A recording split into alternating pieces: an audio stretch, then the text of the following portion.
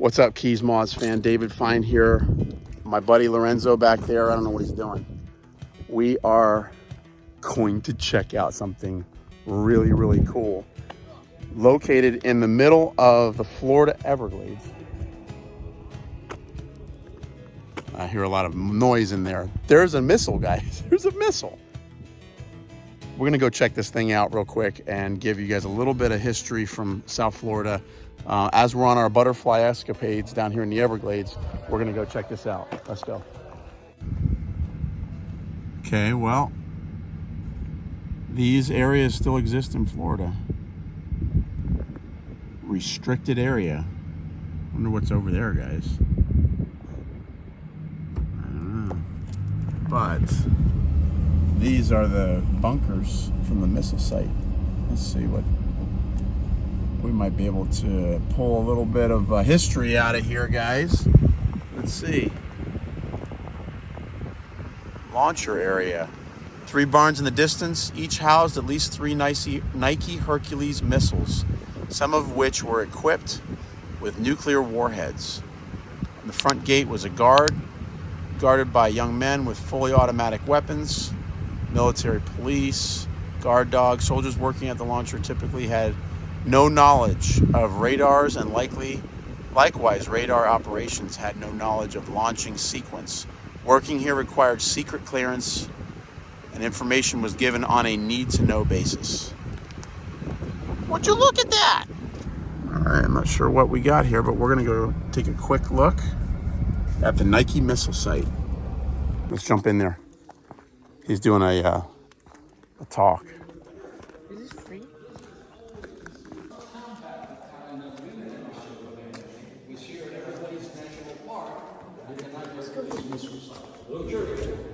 Look at that bad boy. I just touched a missile. There was 4 radar for the system. There was a command center and there was maintenance.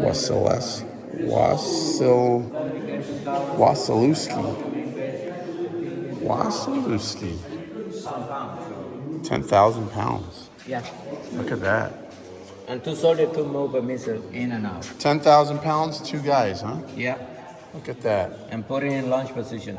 Wow. Normally that was the situation possible there. They were in training. Yeah. It's a combat situation.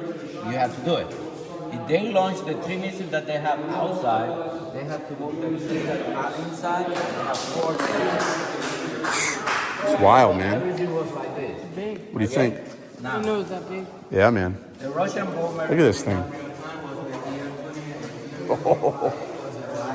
That's crazy. Imagine that thing launching.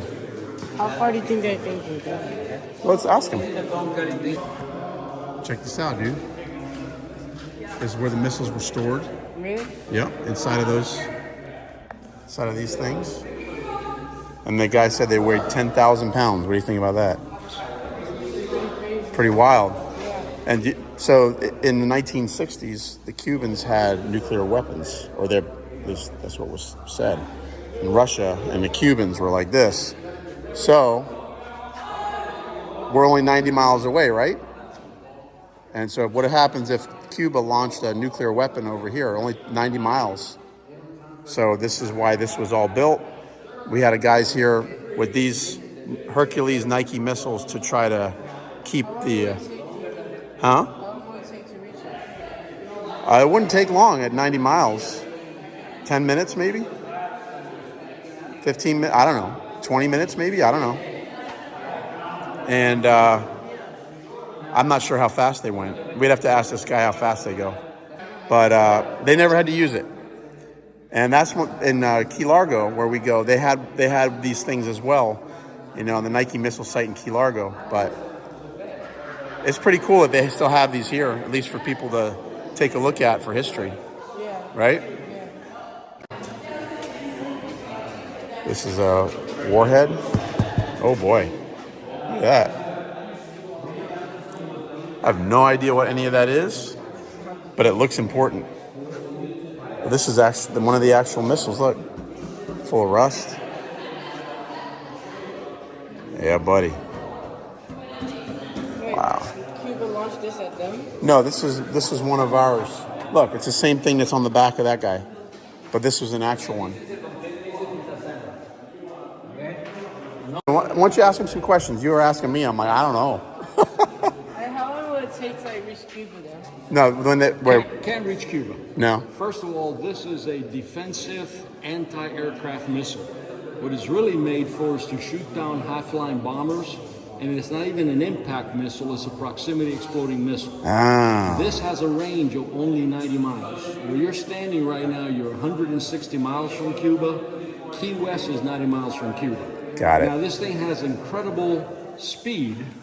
It'll go 3.5 times the speed of sound. It'll reach an altitude of over 150,000 feet and has two different types of warheads. One is a high explosive, 300 pounds, conventional warhead. The other one is a nuclear variable 2 to 40 kiloton nuclear warhead, 2.5 times the strength of the bomb dropped in Hiroshima. Wow. So these things could do some damage. well, the purpose of it was, or the theory was, that if you have 1 or 2 bombers coming, then you would use the conventional or 300-pound high explosive. Right. If you had a fleet of bombers, and during the Cuban Missile Crisis, there were 42 IL-28 supersonic nuclear bombers in Cuba. They have these things sitting there waiting. Yeah, then what you Got would it. do is that you would use this to explode, use the nuclear above them to compress them into the ground. Got it. In reality, this is a secondary defensive weapon. The initial thought was that if we ever attacked with bombers, they would come over the polar ice cap.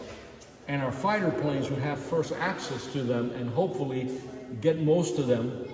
Whatever was left, then the night would hopefully take care of. Got it. That was the thought. So this would get what was left. Hopefully. Hopefully. Yeah. Never had to use them though. Fortunately, no. The missile was only fired in 1 of 3 places. Okay. In Alaska to test it under cold weather conditions, over the Pacific to test the nuclear warheads, Mm-hmm. and at White Sands Missile Testing Site for training and practice in New Mexico. Got it. That's been the extent of the firing of the missile. And how did this site work in conjunction with the one in Key Largo? Because I've been to that one. There were 4 sites that were built in South Florida. Actually, there used to be 200 Nike Hercules missile bases around the United States in a U shape called the Polar Defense. Huh. Then, when the Cuban Missile Crisis came about, we realized that it had an Achilles heel because we had never expected an attack to come from the Caribbean, From the South Caribbean. and Central America. So the Army built 4 Nike Hercules missile bases here. Uh-huh. One was in Upper Key Largo. Yep. You are standing on the second one. The Chrome Detention Center, about 25 miles Yeah. away, was the third one, and then one in Carroll City, which is about 40 miles away. Huh. It would have been a total of 18 missiles at each base for a total of 72. Every 4th missile would have been a nuclear warhead. So you would Wow. have 16 nukes. 16 nukes. If you take a look at this one here, at this cone, which is the guidance mechanism, Yep. you notice that it's rounded. Yep. Behind that would have been the conventional high explosive warhead. Got it. If you look at the missile on the pad there, it has a pointed warhead, Yep. a pointed nose. That means that behind that would have been a nuclear warhead. Nice. And basically it's the guidance, the warhead, and the rest is all fuel. Wow. Solid fuel, 41 feet long. But this could only go, you said 90 miles. That's it. That's it. So all those things were full of fuel and it could just push that thing 90 miles. Yep. Ha! 3/4 of a mile in a second, 40 miles in a minute, 3.5 times the speed of sound, over 2,700 miles per hour, and an altitude of over 150,000. 2,700 miles an hour. Let's go. So when Let's this thing got go. going, it really took When, off. when this thing got going, it went. Yeah. That's cool. That's cool. Very cool. One more time. 3, 2, 1. All right, guys. Hope you enjoyed that short video at Everglades National Park. Lorenzo, was that pretty cool? It's cool. I didn't know they were that big. They're Yeah. huge, huh? Yeah, they're big. It's a big freaking missile, dude. That thing would have been a he called it a nuclear warhead that sits behind that cone. Pretty cool. Yeah, it's really cool. Not anymore, but it's there anyway. Guys, hope you liked the video. A little bit of history in with our butterfly channel. We're gonna go out looking for some bugs. Here's some glimpses of some butterflies that we found in Everglades National Park. We got the hogs here. and the boys are having fun too. But guys, like, subscribe, and share.